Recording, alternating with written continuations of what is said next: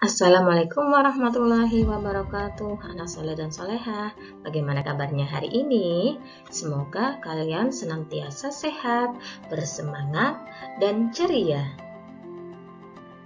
Berjumpa lagi dengan Bu Isni dalam muatan pelajaran Matematika kelas 5. Sebelum kita memulai pelajaran, alangkah baiknya kita bersama-sama untuk membaca basmalah.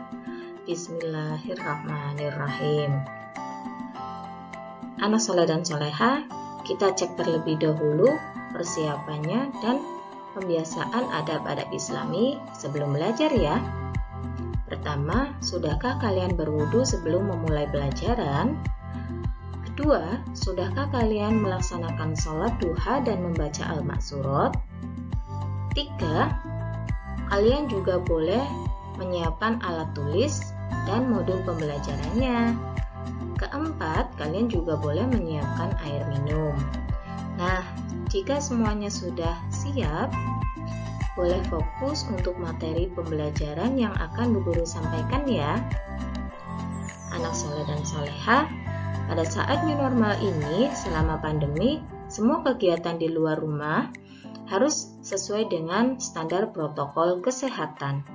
Namun, tidak berarti kita tidak boleh beribadah di luar rumah. Seperti yang kita ketahui bahwa anak laki-laki adalah memiliki kewajiban untuk melaksanakan sholat berjamaah di masjid. Langkah ke masjid adalah upaya kita mendekatkan diri kepada Allah. Berapapun jarak yang kita langkahkan ke masjid, insya Allah akan bernilai ibadah. Nah, anak soleh dan soleha, pada kesempatan hari ini kita akan membahas materi matematika tentang kecepatan, jarak, dan waktu tempuh.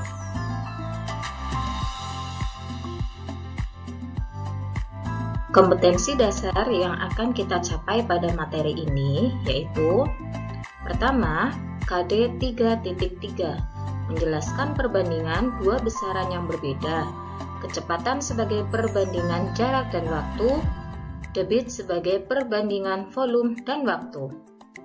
Yang kedua adalah KD 4.3 menyelesaikan masalah yang berkaitan dengan perbandingan dua besaran yang berbeda, yaitu kecepatan dan debit.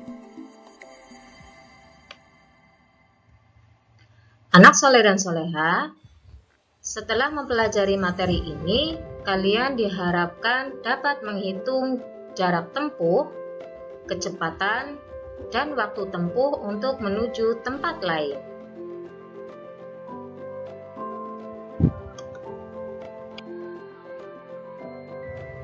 Baik anak soleh dan soleha, sebelum kita lanjut ke materi, kita simak terlebih dahulu sebuah hadis supaya kalian bisa bertambah semangatnya dalam mempelajari materi ini. Orang yang paling banyak mendapatkan pahala dalam sholat adalah mereka yang paling jauh jarak rumahnya ke masjid, karena paling jauh jarak perjalanannya menuju ke masjid. Dan orang yang menunggu sholat hingga ia melaksanakan sholat bersama imam itu lebih besar pahalanya dari orang yang melaksanakan sholat kemudian tidur. Hadis riwayat Bukhari nomor 651 dan Muslim nomor 662. Anak soleh dan soleha, pernahkah kalian mendengar dengan sebutan segitiga JKW? Jika baru mendengar segitiga JKW, kita boleh perhatikan materi pada hari ini yuk. Segitiga JKW adalah singkatan dari segitiga, jarak, kecepatan, waktu. Namanya saja segitiga, maka memiliki tiga sisi. Di sini segitiga JKW ini berfungsi untuk memudahkan kita untuk menghitung jarak, kecepatan, waktu.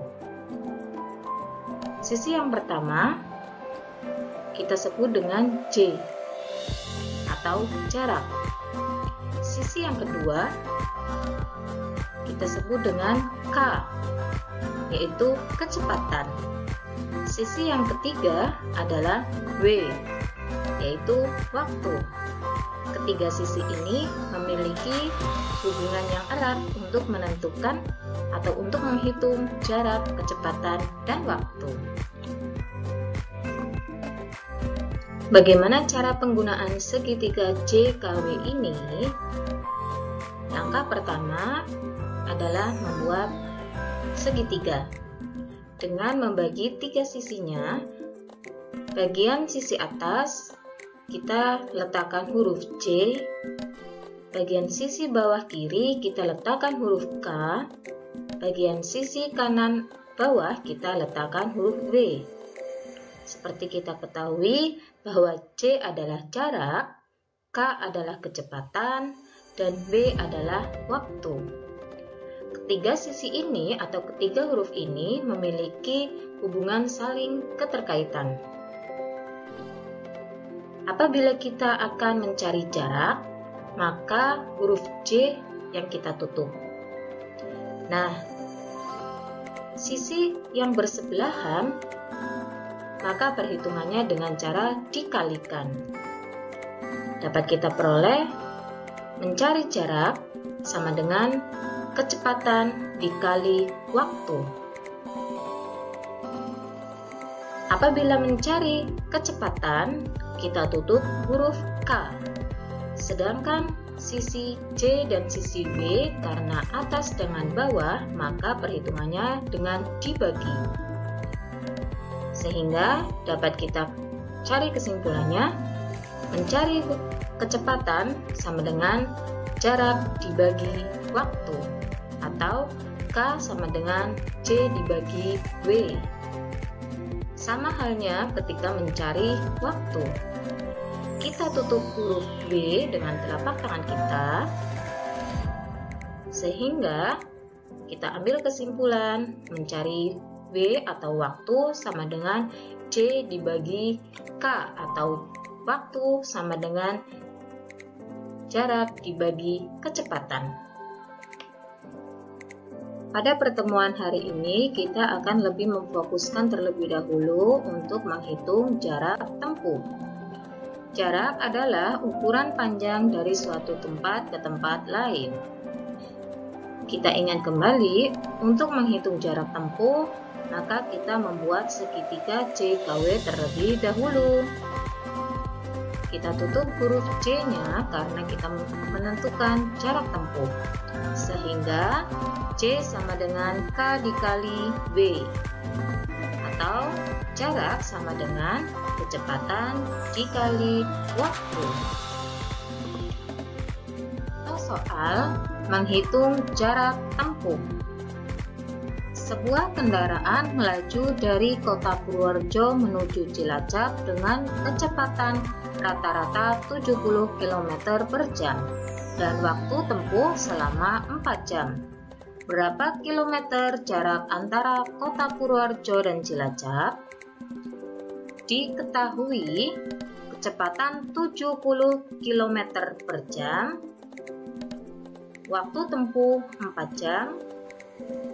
Ditanya jarak tempuhnya, sehingga cara pengerjaannya adalah tidak lupa untuk membuat segitiga JKW. Karena jarak yang kita cari, maka huruf J kita tutup terlebih dahulu. Sehingga J sama dengan K dikali W,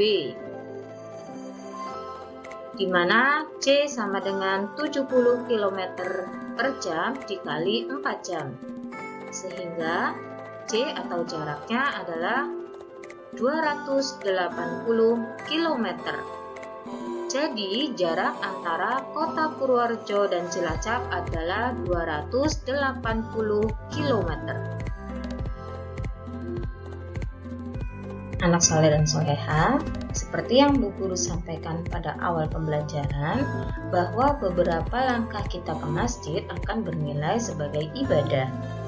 Nah, Pada kesempatan kali ini, setelah kalian belajar untuk menentukan atau menghitung jarak suatu tempat, mari kita melakukan uji pembelajaran.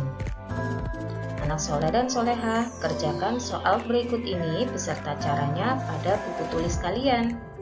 Soalnya adalah pembiasaan Islami peserta didik SDIT Buah Hati selama pandemi dilakukan bersama orang tua di rumah masing-masing. Pada hari Jumat, Ashraf akan melaksanakan sholat Jumat di masjid. Ashraf berangkat ke masjid berjalan kaki dengan kecepatan rata-rata 3 km per jam. Ashraf berangkat pukul 11:20 dan tiba di masjid pukul 11:50. Berapa kilometer jarak dari rumah Ashraf ke masjid? Selamat mengerjakan anak soleh dan soleha. Anak soleh dan soleha, sampai di sini dulu ya pertemuan kita hari ini. Jika ada hal yang belum jelas, boleh ditanyakan ke Bu Guru melalui WhatsApp atau video call. Bu Guru ucapkan jazakumullah khair karena sudah memperhatikan materi pembelajaran yang Bu Guru sampaikan hari ini. Assalamualaikum warahmatullahi wabarakatuh.